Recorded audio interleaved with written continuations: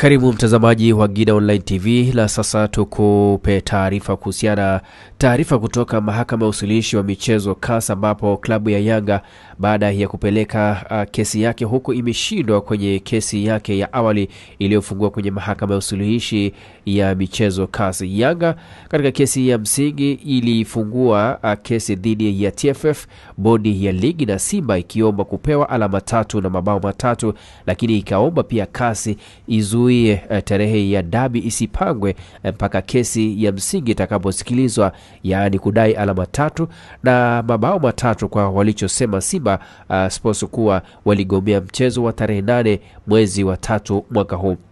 Hata walalamikiwa Simba Sports, TFF na bodi ya ligi kwenye utetezi wao walipinga Yanga kwenda kufungua kesi CAS na ikizivuka mamlaka za kisheria za TFF.